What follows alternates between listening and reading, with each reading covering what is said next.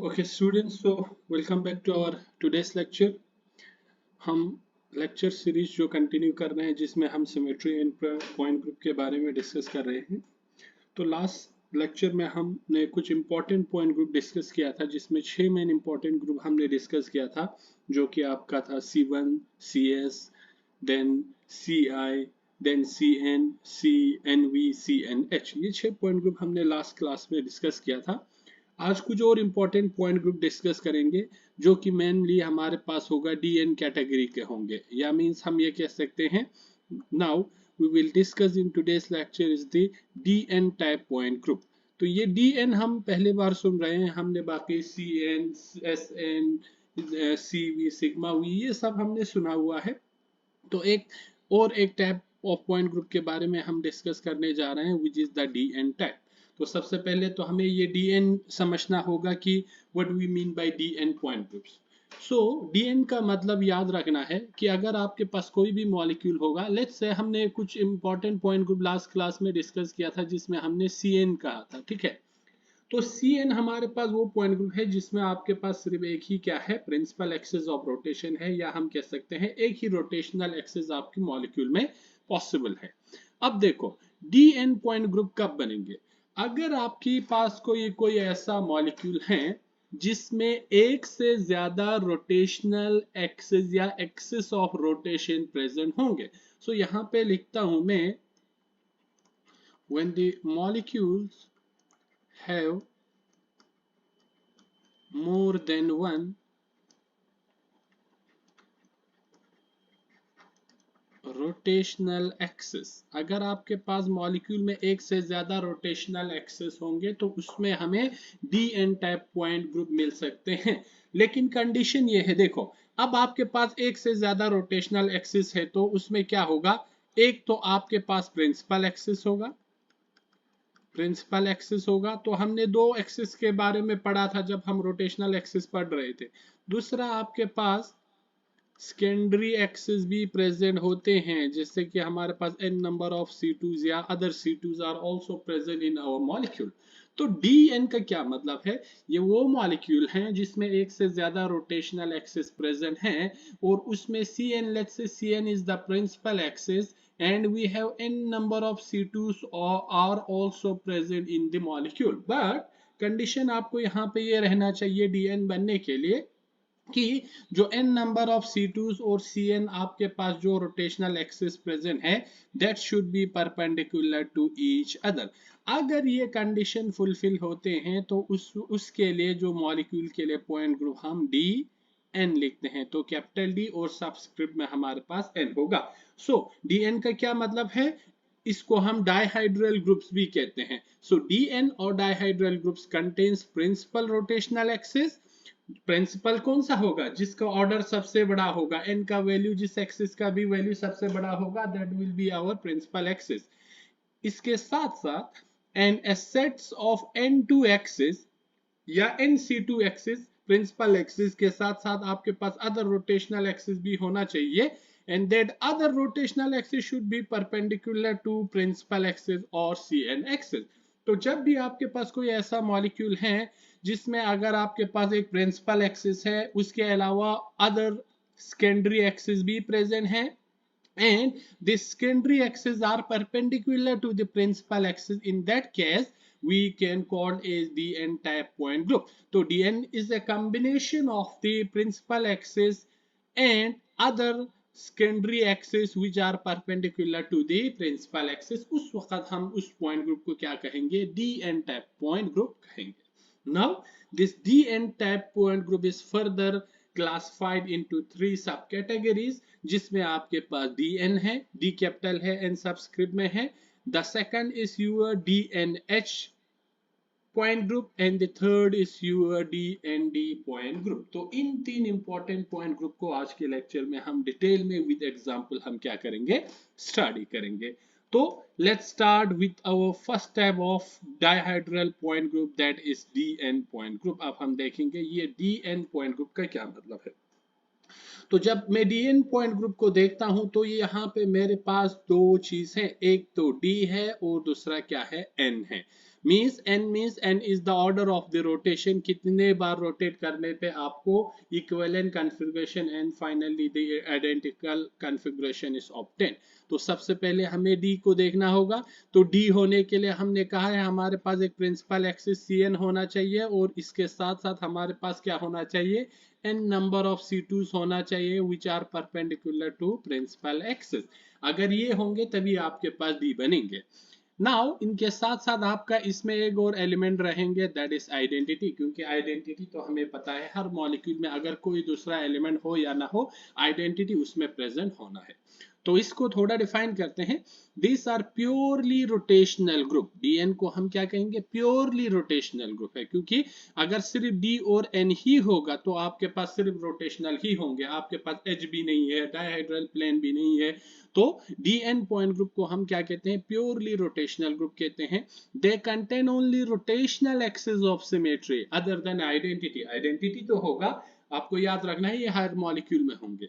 When the molecule contain only one tab of CN axis, अगर आपके पास कोई ऐसा मॉलिक्यूल है जिसमें सिर्फ एक ही CN एक्सिस है, it was classified as belongs to the CN point group। ऐसे मॉलिक्यूल्स को हम क्या कहते हैं, CN point group कहते हैं, सिर्फ अगर एक ही रोटेशनल एक्सिस प्रेजेंट होंगे। लेकिन if in addition to the CN axis which is the principal axis a set of n C2 axis perpendicular to CNs are added। अब आपके पास लेट सपोज आपके पास कोई मॉलिक्यूल है जिसमें लेट से ये पॉइंट के आप रोटेट करने पे आपका सबसे हाईएस्ट ऑर्डर आते हैं, तो अगर सिर्फ ये है तो CN बनेंगे। लेकिन इसके साथ साथ अगर मैं इसमें अदर सब्सिडरी या सेकेंडरी एक्सिस, लेट से this is C2, this is C2, I can also add another C2, अगर ऐसा आपके पास कोई कंडीशन है, then it results in another distinct point group which is called a DN point group। It results in yet another distinct group of molecules called it DN point group and the order of this point group is 2n। तो DN का मतलब है कि आपके पास सिर्फ rotational axis होंगे, तो rotational axis भी एक से ज्यादा होंगे और उन दोनों में जो रिलेशन होंगे दैट इज ऑफ परपेंडिकुलर। तो एक से ज्यादा रोटेशनल एक्सिस होंगे और वो एक दूसरे के परपेंडिकुलर डायरेक्शन में प्रेजेंट होंगे। Now let's try some example. कुछ एग्जांपल्स देखेंगे कि डी आपका कब बनेंगे आपका डीएन टाइप पॉइंट ग्रुप। और याद रखना है डीएन में आपके पास सिर्फ रोटेशनल होंगे, ना इसमें प्लेन होंगे, ना इसमें हॉरिजॉन्टल वर्टिकल प्लेन, कुछ भी नहीं होंगे, ठीक है ना। So the best example of molecules having DN point group is your, I can say it's your ethane, but the gauge form of ethane। आपने staggered form, anti form, skew form, gauche form, eclipse form, ये सब पढ़ा हुआ होगा, ठीक है ना। तो गॉज फॉर्म हुआ, एंटी हुआ, इक्लिप्स हुआ, स्टेगर्ड हुआ, ये हम कैसे देखते हैं, ये हम देखते हैं द डिस्टेंस बिटवीन द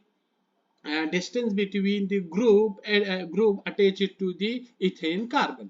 तो अगर हम गॉज फॉर्म की बात करते हैं तो आपका इथेन कुछ ऐसे बनता है, let's say this represents 1 carbon. Ethane में कितने हैं, 2 कार्बन हैं। हम न्यूमैन प्रोजेक्शन फॉर्म लिखेंगे, this is our first group attached to this carbon, let's say the point is the another carbon।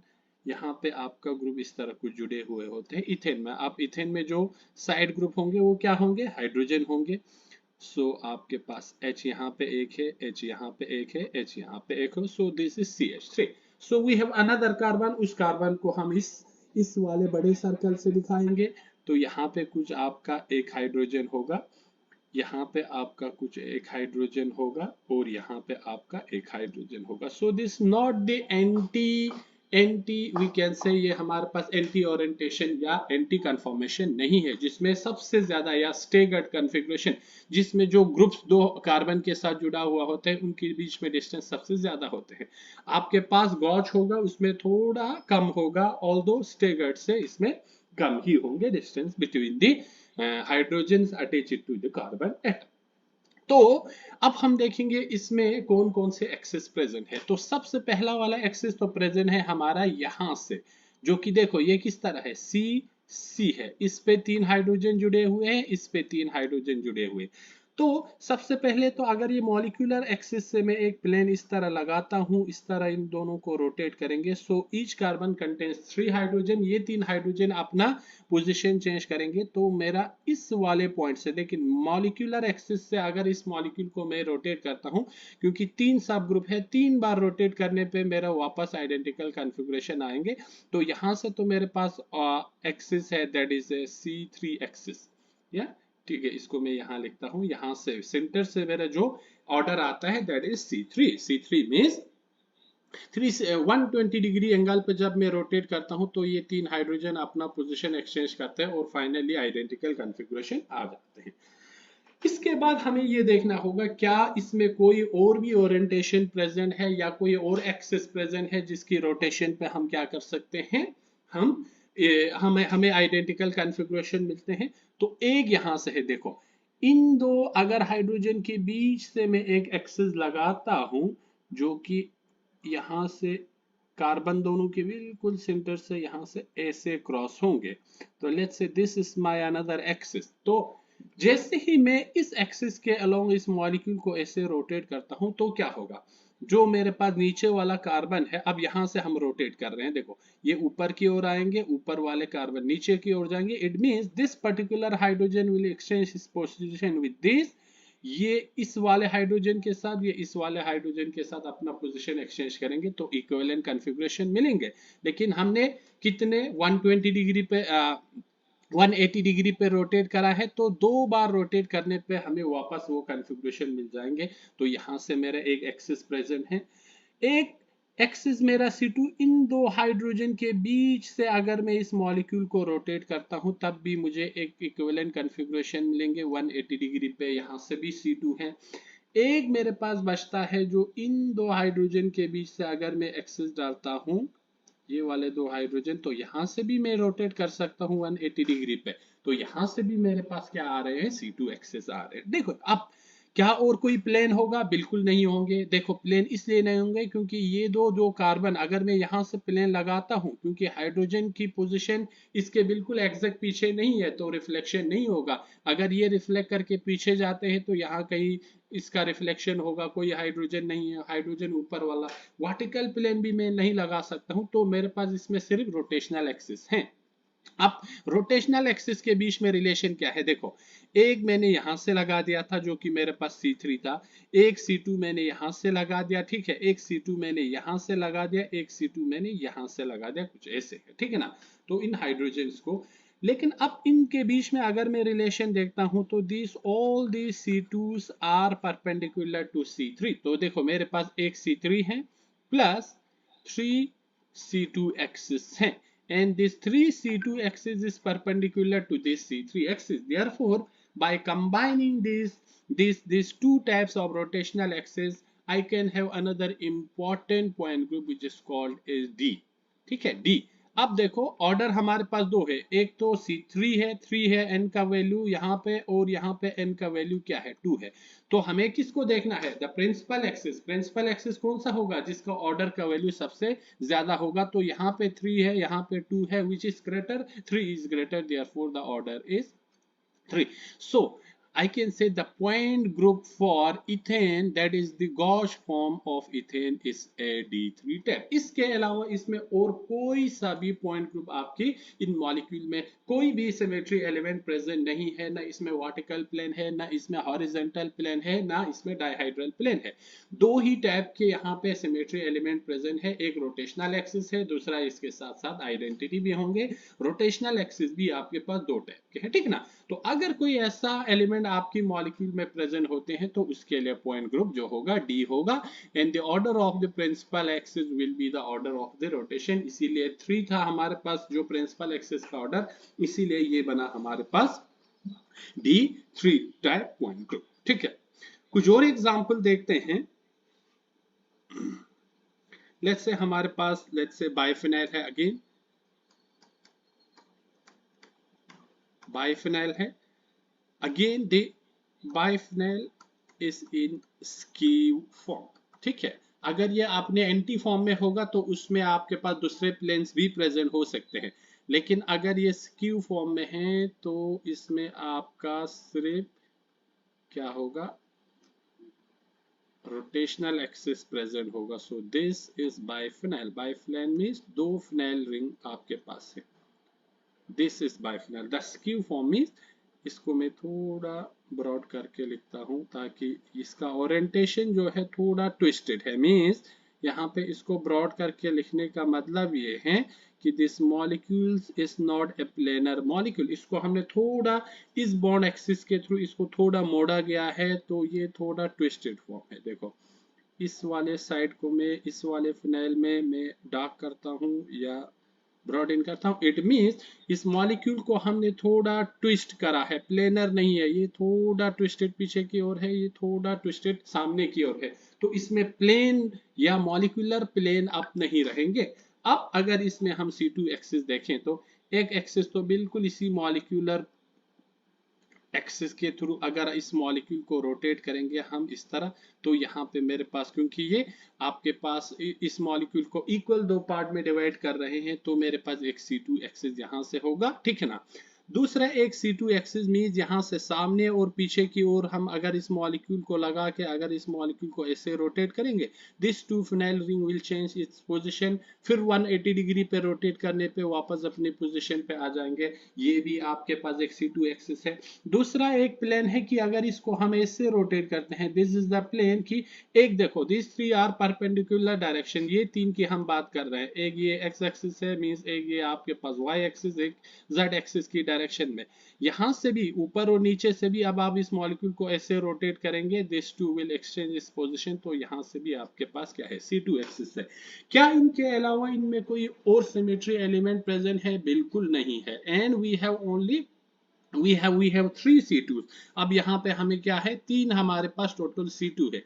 तो इसमें से हमें एक प्रिंसिपल एक्सिस लेना होगा। Let's say this is our principal axis and इन दोनों को हम C2 लगाएंगे। क्योंकि ऑर्डर सेम है, किसी को भी आप प्रिंसिपल एक्सिस बना सकते हैं।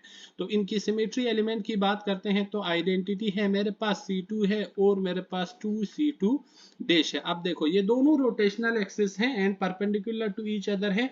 इन दोनों को कंबाइन करने पे मेरे पास एक पॉइंट ग्रुप बनेंगे, that is D। And both the order are same, तो मुझे करने की कुछ और यहाँ पे जरूरत नहीं है, दोनों सेम है, तो मैं यहाँ पे D2 लिखता हूँ। So the point group of this particular molecule is D2।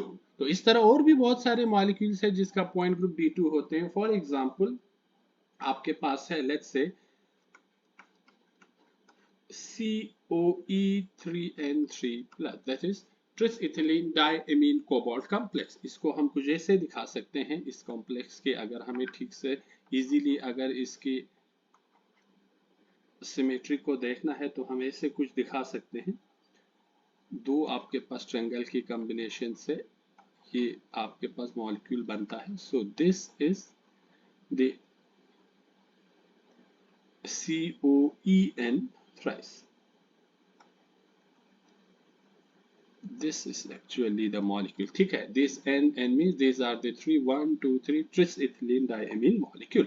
अब देखो हम यहाँ से मॉलिक्यूलर प्लेन कहाँ से लगा सकते हैं, यहाँ से एक लगा सकते हैं और अगर मैं इसको रोटेट करता हूँ यहाँ से आपका एक C2 होगा, ठीक है। यहाँ से भी मैं लगा सकता हूँ रोटेशन, देखो इस दो इथिलीन डायमीन के बिल्कुल सेंटर से यहाँ से भी मैं इस मॉलिक्यूल को ऐसे रोटेट कर सकता हूँ। यहाँ से भी लेट्स से मेरे पास C2 ओरिएंटेशन आ रहे हैं, ठीक है ना। और यहाँ से भी मैं इन दो C3 इथिलीन डायमीन को अगर मैं कट करता हूँ, यहाँ से भी मेरे पास एक C2 एक्सिस आ रहा है। एक और एक्सिस है यहाँ पे देखो, अगर मैं ये देखो इन इंटरसेक्शन के बिल्कुल सेंटर से इस मॉलिक्यूल को अगर मैं इस तरह रोटेट करता हूं तो क्या होगा, ये इथिलीन डायमीन इस इथिलीन डायमीन के साथ अपना पोजीशन, दिस विल एक्सचेंज इस पोजीशन विल दिस। क्योंकि तीन आपके पास मॉलिक्यूल है, तीन बार मिनिमम आपको रोटेशन करने होंगे to give an equivalent configuration. Third time पे वो वापस अपनी पोजीशन पे आ जाएंगे। So I have an axis from this particular point which is a C3 axis। तो यहाँ से मेरे पास एक एक्सिस जा रहा है जो कि C3 है और इसमें कोई प्लेन प्रेजेंट नहीं होंगे। इसीलिए यहाँ पे अगर हम एलिमेंट्स की बात करते हैं तो आइडेंटिटी है, मेरे पास सेंटर से एक एक्सिस है जो कि C3 है, प्लस मेरे पास 3C2 एक्सिस है। तो इनकी कॉम्बिनेशन से मेरा जो पॉइंट ग्रुप बनेंगे D बनेंगे, एंड द ऑर्डर C2 का 2 है, C3 का 3 है, 3 बड़ा है, the point group of this particular molecule will be D3 point group, ठीक है ना। तो these are few of the molecules which contains purely rotational या rotational axis of symmetry, जिसमें आपको रोटेशन के अलावा कुछ और मिलेंगे नहीं, तो इसीलिए इनका पॉइंट ग्रुप D2 आ रहे हैं, D3 आ रहे हैं, ठीक है ना। तो इस तरह और भी मॉलिक्यूल हो सकते हैं जिसका पॉइंट ग्रुप D4 भी हो सकते हैं, D4, लेकिन few of the molecules only exist which belongs to this particular category of point group. तो ये आपका पहला पॉइंट ग्रुप है जिसको हमने DN पॉइंट ग्रुप कहा है। The second category of this type of DN type of point group is DNH। अब देखो DN तक तो हमने पहले वाले एग्जांपल में देख लिया। अब यहाँ पे N के साथ साथ एक और भी ग्रुप है, दैट इज H। तो इनके अगर हम सिमेट्री एलिमेंट्स की बात करते हैं, यहाँ पे मेरे पास आइडेंटिटी होना चाहिए, मेरे पास एक Cn होना चाहिए which is the principal axis, plus we have n number of C2s होना चाहिए which should be perpendicular to Cn। यहाँ तक तो हमने देखा था इनकी कॉम्बिनेशन से मुझे Dn बनता था। अब मेरे पास Dn के साथ एक H भी आया है, तो यहाँ पे मेरे पास एक सिग्मा H का होना जरूरी है। तो मैं इस Dn को जब सिग्मा H के साथ कंबाइन करता हूँ तो मेरे पास पॉइंट ग्रुप बनता है DNH। याद रखिएगा the molecules belongs to this category should be planar molecule, तभी आपके पास क्या होंगे, सिग्मा H होंगे। तो जब भी आपके पास प्लेनर मॉलिक्यूल होंगे तो सिग्मा H होंगे, लेकिन इसके साथ साथ इन मॉलिक्यूल्स में सिग्मा V भी प्रेजेंट होते हैं। अब सिग्मा V और H को अगर हम देखते हैं तो सारे सिग्मा V सिग्मा H में ही प्रेजेंट होते हैं मॉलिक्यूलर प्लेन में, क्योंकि वही पूरे मॉलिक्यूल को कट कर रहे हैं। तो ऐसे मॉलिक्यूल का पॉइंट ग्रुप हम DNH लिखते हैं। तो याद रखिए DNH वाले मॉलिक्यूल्स में सिग्मा V भी प्रेजेंट होते हैं, लेकिन सिग्मा V मॉलिक्यूलर प्लेन में ही एग्जिस्ट करते हैं, तो हम इसके पॉइंट ग्रुप को DNH लिखते हैं, ठीक है। So this point group can be obtained by adding a horizontal plane to a set of DN point element. जो DN पॉइंट में जो भी एलिमेंट्स था, अगर उस पे हम एक हॉरिजॉन्टल प्लेन ऐड करते हैं तो हमारे पास DNH टाइप पॉइंट ग्रुप बनते हैं, and the order of this group is 4n। 4 गुना ये ज्यादा होंगे, क्योंकि देखो दो आपके पास n-1 आपके पास Cn बनाते हैं, इसके बाद और एक एक्सिस है, this will at another 1 that is 3, और आपके पास एक हॉरिजॉन्टल प्लेन है, ये भी एक ऐड करेंगे, तो the order of the group will B 4n। Order means कितने बार रोटेशन कर, किस डायरेक्शन में आप रोटेशन या अदर रिफ्लेक्शन कर सकते हैं, जो कि आपका इक्विवेलेंट कॉन्फ़िगरेशन प्रोड्यूस करता है, ठीक है ना।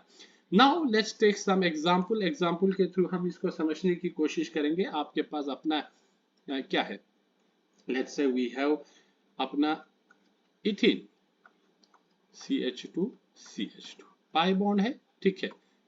This is totally in its we can say in its anti position। तो जिस फॉर्म में भी सबसे स्टेबल फॉर्म है उसी फॉर्म में है, तो इसमें आपका DNH होगा। देखो सबसे पहले हम देखेंगे एक्सिस कहाँ से है।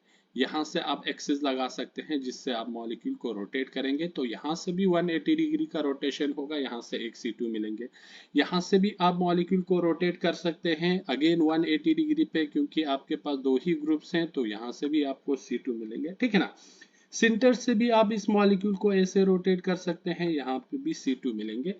लेकिन इसके साथ साथ हम एक प्लेन ऐसे लगा सकते हैं, देखो this is the molecular plane, जो कि सारे मॉलिक्यूल को दो पार्ट में कट करेंगे। दो पार्ट में कट करने का मतलब है ये सारे हाइड्रोजन कार्बन को दो हिस्से में डायरेक्ट इसी बोर्ड के प्लेन में कट कर रहे हैं।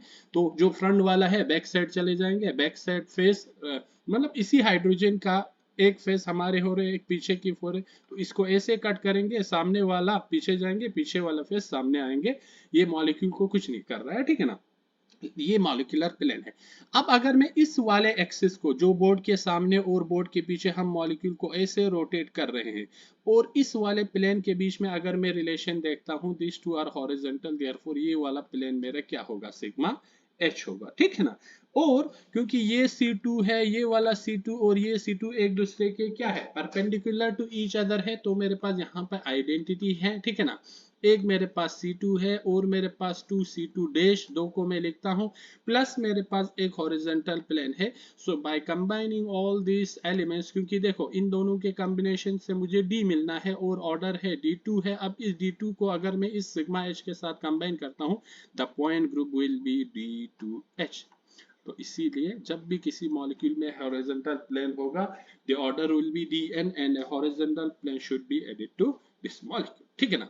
और अपना एग्जांपल देखते हैं, अपना B2H6 है, डाइबोरेन जिसे कहते हैं। So diborane is like this, H आपके पास दो ब्रिजिंग हाइड्रोजन होते हैं और 4 टर्मिनल हाइड्रोजन होते हैं। ये आपके पास B2H6 है।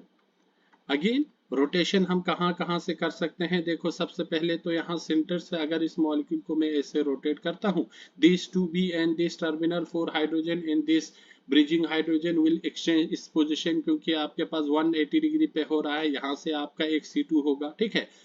बिल्कुल ये इस एक्सिस के इस बी और बी को कट करते हुए यहाँ से आप एक एक्सिस लगा सकते हैं, this two hydrogen will exchange इस पोजीशन, यहाँ से भी आपका C2 है, यहाँ से भी तो आप C2 लगा सकते हैं, मॉलिक्यूल को ऐसे रोटेट करेंगे, ये आप थोड़े बिल्कुल हाइड्रोजन के बीच से जाएंगे तो यहाँ से भी आपका C2, ठीक है ना। तो एक C2 है, दो C2 डैश है।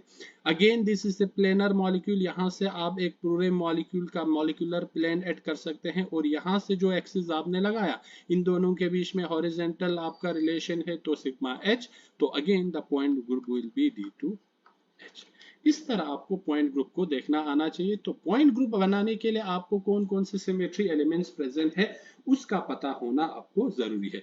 उसी तरह let's take another example, planar exam molecule के एग्जांपल, मेरे पास BF3 है, ट्राइगोनल प्लेनर रहते हैं, दिस इज BF3, BF3, ठीक है। तो this is BF3 molecule. Again अगर सिमेट्री एलिमेंट्स को देखना है, अगर मैं बी के बिल्कुल सेंटर से इस मॉलिक्यूल को ऐसे रोटेट करता हूं, क्योंकि तीन मेरे पास फ्लोराइड है, वो एक दूसरे के साथ एक्सचेंज पोजीशन करेंगे और यहाँ से मुझे एक C3 मिलेंगे, ठीक है ना, जो कि बोर्ड हमारे सामने से और बोर्ड के पीछे जा रहे हैं, तो इस तरह मॉलिक्यूल को हम रोटेट कर रहे हैं। उसी तरह अदर एक्सिस देखते हैं, इस वाले BF से अगर मैं एक्सिस पास करता हूं और मॉलिक्यूल को ऐसे रोटेट करता हूं, तो दिस फ्लोराइड विल एक्सचेंज इस पोजीशन, यहाँ से आपका एक C2 आ रहे हैं। सिमिलरली इस वाले BF वाले बॉन्ड से अगर मैं एक्सिस लगाता हूँ, यहाँ से भी आपको C2 मिलेंगे। उसी तरह इस वाले BF बॉन्ड से अगर मैं एक्सिस क्रॉस करता हूँ, तो यहाँ से भी C2 मिलेंगे। तो मेरे पास दो टाइप के एक्सिस हैं, एक जिसका ऑर्डर 3 है, दूसरा जिसका ऑर्डर 2 है। इसके साथ साथ मैं यहाँ पे प्लेन भी लगा सकता हूँ। देखो ये मेरा मॉलिक्यूलर प्लेन होगा जो कि सारे तीनों BF3 को कट करेंगे, और मेरा एक्सिस, प्रिंसिपल एक्सिस कहाँ से जा रहा है, बिल्कुल बी के सेंटर से हमारे सामने और बोर्ड के पीछे से ऐसे रोटेट हो रहे हैं। अब इन दोनों में रिलेशन देखता हूँ, this two are perpendicular to each other, तो ये मेरा सिग्मा H बना। तो इसमें सिग्मा वी भी हो सकता है, देखो यहाँ से प्लेन लगाएंगे सिग्मा वी, यहाँ से प्लेन लगाएंगे सिग्मा वी, तो मेरे पास सिग्मा वी भी है, लेकिन सारे सिग्मा वी उसी हॉरिजॉन्टल प्लेन के अंदर है, तो उसको कंसीडर हम यहाँ पे नहीं करते हैं। तो यहाँ पे अगर पॉइंट ग्रुप की बात करें, मेरे पास एक आइडेंटिटी है, प्लस मेरे पास एक C3 है, मेरे पास 3 नंबर ऑफ C2s है, और मेरे पास सिग्मा H है। So by combining all this element, मेरे पास जो पॉइंट ग्रुप होगा इन दोनों की कॉम्बिनेशन से मुझे D मिलेंगे। सिग्मा अगर मेरे पास यहाँ H है तो H लिखना होगा। ऑर्डर देखो C2 है, C3 है, 3 बड़ा है 3, और H मुझे यहाँ पे लिखना होगा। So this is the point group of your D3H molecule. उसी तरह आपका CO3 है, ये भी प्लेनर है, इसमें आप देख सकते हैं कौन सा पॉइंट ग्रुप होगा। शाबाश, ये आप घर पे प्रैक्टिस करेंगे। कुछ और अदर मॉलिक्यूल्स, प्लेनर मॉलिक्यूल्स को हम डिस्कस करेंगे, जैसे कि आपके पास PTCl4 है, टेट्राक्लोराइड, ठीक है ना। तो PT है, this is again A planar molecule है, ये स्क्वायर प्लेनर स्ट्रक्चर, यहाँ पे Cl है, यहाँ पे Cl है, यहाँ पे Cl है, यहाँ पे Cl है। तो आपका ये आपकी मॉलिक्यूल का स्ट्रक्चर हुआ। अब इस मॉलिक्यूल को अगेन हम प्लेटिनम के सेंटर से अगर मैं इस तरह रोटेट करता हूं, क्योंकि 4 सिमिलर क्लोराइड है, यहाँ से मुझे C4 मिलेंगे, n नंबर ऑफ C2, यहाँ से मुझे C2 मिल सकते हैं, यहाँ से मुझे C2 मिलेंगे, इस वाले डायगोनल से भी मुझे C2 मिलेंगे, इस वाले डायगोनल से भी मुझे क्या मिलेंगे, C2 मिलेंगे। तो आपके पास बहुत सारे रोटेशनल एक्सिस है। Again this is a planar molecule, तो यहाँ से मैं मॉलिक्यूलर प्लेन ड्रॉ कर सकता हूँ जो कि सारे मॉलिक्यूल को कट करेंगे। और अगर मैं इसकी रिलेशन प्रिंसिपल एक्सिस, क्योंकि इसका ऑर्डर 4 है, तो इन दोनों के बीच में क्या रिलेशन है, हॉरिजॉन्टल है, तो इसका मैं एलिमेंट लिख सकता हूँ आइडेंटिटी है, मेरे पास C4 है, 1 2 3 4, 4 मेरे पास C2 है और मेरे पास सिग्मा H है, सिग्मा V भी है, ठीक है ना। अब इसके अगर मैं पॉइंट ग्रुप लिखता हूँ इन दोनों की कॉम्बिनेशन से मुझे D आ रहा है, क्योंकि आइडेंटिटी तो सब में इंक्लूड है, H है, H लिखूंगा, ऑर्डर क्या है मेरे पास 2 और 4 है, 4 बड़ा है, so the point group will B D4H। तो कोई भी आप प्लेनर मॉलिक्यूल लेंगे उसमें आपको ये मिल सकते हैं। उसी तरह आपका लेट्स से बहुत इंपॉर्टेंट है, आपका बेंजीन लेते हैं C6H6, तो बेंजीन, दिस इज बेंजीन, आपका हाईली सिमेट्रिकल स्ट्रक्चर है, ठीक है ना।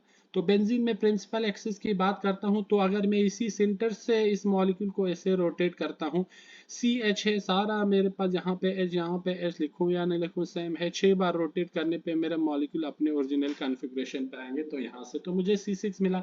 अब उसी तरह मेरे देखो यहाँ से अगर मॉलिक्यूल को रोटेट करता हूँ, यहाँ से C2 है, यहाँ से अगर इन दो कार्बन्स को कट करते हुए मॉलिक्यूल को अगर मैं रोटेट करता हूँ, यहाँ पे भी C2 है, इन दो कार्बन्स को कट करते हुए अगर मैं मॉलिक्यूल को रोटेट करता हूँ, यहाँ से भी C2 है। उसी तरह अगर मैं इन दोनों के कार्बन के बीच से मैं रोटेट करता हूँ, यहाँ पे भी C2 है। उसी तरह इन दो कार्बन के बीच से अगर मैं रोटेट करता हूँ, यहाँ से C2 है, यहाँ से रोटेट करता हूँ, यहाँ से, तो आपके पास बहुत सारे C2 है। उसी तरह क्योंकि मॉलिक्यूल प्लेनर है, तो मैं एक मॉलिक्यूलर प्लेन लगा सकता हूँ, जो कि प्रिंसिपल एक्सिस यहाँ से सेंटर से इस तरह रोटेट हो रहा था, इन दोनों के बीच में परपेंडिकुलर रिलेशन है, दिस सिग्मा। उसी तरह आपके पास सिग्मा भी है। एलिमेंट्स में लिख सकता हूँ, आपके पास ई है, जो मुझे यहाँ पे इंपॉर्टेंस चाहिए, सिग्मा ई में नहीं लिख रहा हूँ। मेरे पास एक रोटेशनल एक्सिस है जो कि C6 है, प्लस मेरे पास 1 2 3 4 5 6 नंबर ऑफ C2s हैं, और मेरे पास हॉरिजॉन्टल प्लेन है। इनकी कॉम्बिनेशन से अगर मैं पॉइंट ग्रुप लिखता हूँ, ये D बनेंगे और ऑर्डर 6 है, 6 बनेंगे और H, the point group will B D6H। तो कोई सा भी प्लेनर मॉलिक्यूल है, आप इनके पॉइंट ग्रुप लिख सकते हैं। कुछ मॉलिक्यूल्स को मैं यहाँ पे लिखता हूँ, आप इनके पॉइंट ग्रुप देखने की कोशिश करेंगे। फॉर एग्जाम्पल आपके पास नैप्थेलीन है, सो दिस इज नैप्थेलीन, इसका पॉइंट ग्रुप आप देखोगे, ठीक है ना, इसका पॉइंट ग्रुप आपका D2H आते हैं। उसी तरह और भी बहुत सारे प्लेनर मॉलिक्यूल्स है, लेट्स से आपके पास ट्रोपाइलियम केटेन है, ट्रोपाइलम केटेन, इसका पॉइंट ग्रुप आप देखेंगे, ट्रोपाइलम मींस आपके पास 7 कॉर्नर्स हैं,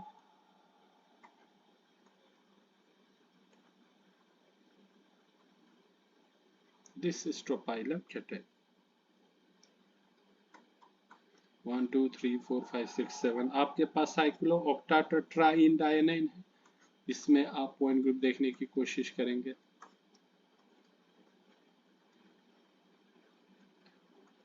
ठीक है, तो ये मॉलिक्यूल्स है जिनमें आपको क्या करना है, 2 माइनस पॉइंट ग्रुप्स को आपको देखना है। साइक्लोपेंटाडाइनाइल, इसमें आप पॉइंट ग्रुप देखोगे। IF7, इसमें आप पॉइंट ग्रुप देखोगे, ये भी इसी तरह ही है। यहाँ पे आपका F है 2 3 है 4 है 5, एक अबव द प्लेन है, एक बिलो द प्लेन है, यहाँ पे एक F है, तो दिस इज IF7। तो इन सब में आप क्या करोगे, पॉइंट ग्रुप देखने की कोशिश करेंगे, ठीक है ना। तो ये भी सब इसी कैटेगरी को बिलोंग करते हैं। डी देखो, अब देखो DNH हुआ, the point group will be like D2H हो सकता है, D3H हो सकता है, D4H हो सकता है, D5H हो सकता है, D6H हो सकता है, D7H हो सकता है, D8H हो सकता है, and so on. Higher order पे आपका मॉलिक्यूल बहुत कम मिलते हैं, लेकिन कुछ मॉलिक्यूल्स हो सकते हैं जिनका ऑर्डर 8 तक 9 तक जा सकते हैं, जहां पे यहाँ पे आप देखोगे the point group will B D8H, ठीक है। तो इन सब को आप प्रैक्टिस करोगे और देखेंगे इनका पॉइंट ग्रुप क्या है। So the next category is our DND point group. अब हमें देखना होगा DND का क्या मतलब है। बिल्कुल, elements will be identity CN plus n number of C2। यहां तक तो हमारे पास D बनने के लिए चाहिए होगा, लेकिन एक और पॉइंट आ गया, D क्या है। अब यहाँ पे देखो, हमने जब प्लेन ऑफ सिमेट्री पढ़ा था, हमने 3 different types of plane of symmetry पढ़ा था। एक सिग्मा V था, एक सिग्मा H था और सिग्मा D था, जिस D को हम क्या कहते हैं, डायहाइड्रल प्लेन। तो ये वो मॉलिक्यूल होंगे जिनमें डायहाइड्रल प्लेन प्रेजेंट होगा।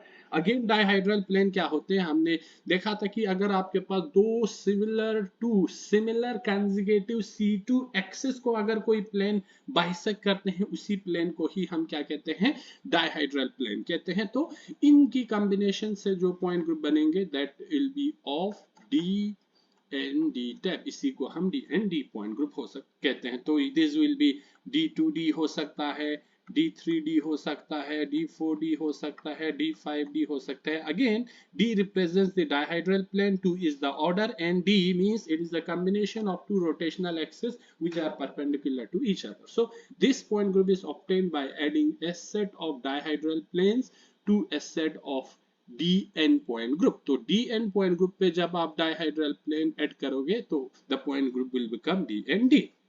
All identically substituted staggered molecules belongs to this group. तो यहाँ पे ये वो मॉलिक्यूल है जो कि staggered configuration में होंगे, उनमें DND type point group present होते हैं। लेट्स द एग्जाम्पल हमने ऑलरेडी जब हमने डाइहाइड्रल पढ़ा था उस वक्त हमने एलीन का पूरा स्ट्रक्चर बना के देखा था। एलीन में CH। अब देखो इसमें एक प्रॉब्लम यह है कि हम एक ही प्लेन में बनाते हैं चारों हाइड्रोजन को, चारों हाइड्रोजन एक प्लेन में प्रेजेंट नहीं होते हैं एलीन में। सो these two hydrogen and the hydrogen present on the other carbons are present in the perpendicular position, means देखो ये अगर इस कार्बन के प्लेन में प्रेजेंट होंगे, these two will be present in the plane which is present at 90 degree angle to each other. ठीक है ना, तो ये आपको इसकी स्ट्रक्चर को समझना है। तो इसमें भी हमने जब मॉलिक्यूलर एक्सिस हमने देखा था तो एक्सिस मुझे यहाँ से जो मॉलिक्यूलर एक्सिस है यहाँ से एक मुझे C2 मिल रहा था। ठीक है ना, एक C2 मेरा यहाँ से देखो, यहाँ से मैं जब मैं नीचे से ऊपर की ओर जा रहा हूँ, यहाँ से मेरा एक C2 एक्सिस था। एक C2 एक्सिस मेरा ये था कि यहाँ से मैं सामने और पीछे की ओर, जब मैं यहाँ से पीछे की ओर एक्सिस डालता हूँ, यहाँ से भी मुझे C2 एक्सिस मिल रहा था। तो यहाँ पे भी मेरे पास दो किस्म के C2 एक्सिस हैं। लेकिन देखो ये वाला C2 और ये दो C2 अलग हैं, सेम नहीं है, क्योंकि देखो इन दोनों C2 में एक ही कार्बन यूज हो रहा है, लेकिन ये C2 तीन कार्बन के थ्रू क्रॉस हो रहे हैं। तो दिस ये दो और ये वाला C2 क्या है, डिफरेंट है। तो इन दो C2s के बीच में हमने जब प्लेन बना के ड्रॉ किया था, आप उस वाले वीडियो को देखिएगा डाइहाइड्रल प्लेन को, यहाँ पे एक वो प्लेन बनता है जो कि इन दोनों C2 को बिल्कुल क्या करता है, कट करता है। तो इस प्लेन को हम क्या कहते हैं, सिग्मा डी कहते हैं। एंड अगेन मेरे पास आइडेंटिटी है, मेरे पास C2 है, मेरे पास 2C2 डैश है और यहाँ पे मेरे पास एक सिग्मा डी है।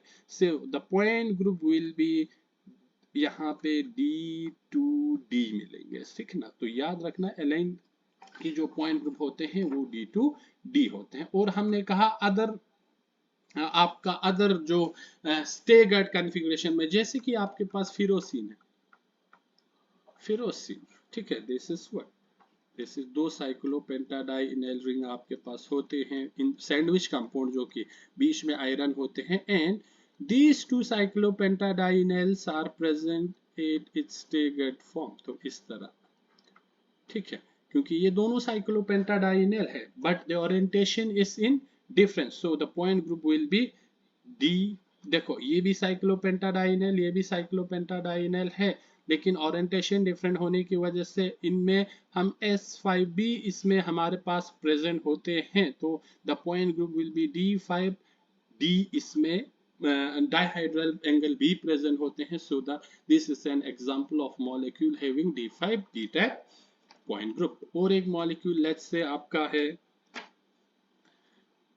TAF83- molecule, टेंटेलियम ऑक्टाफ्लोराइड। इसका स्ट्रक्चर अगर हम बनाते हैं तो कुछ ऐसा होते हैं, देखो टेंटेलियम इज द सेंट्रल, ये दो स्क्वायर प्लेनर रिंग की कॉम्बिनेशन से बनता है, याद रखिएगा। This is F, this is F, this is F, this is F।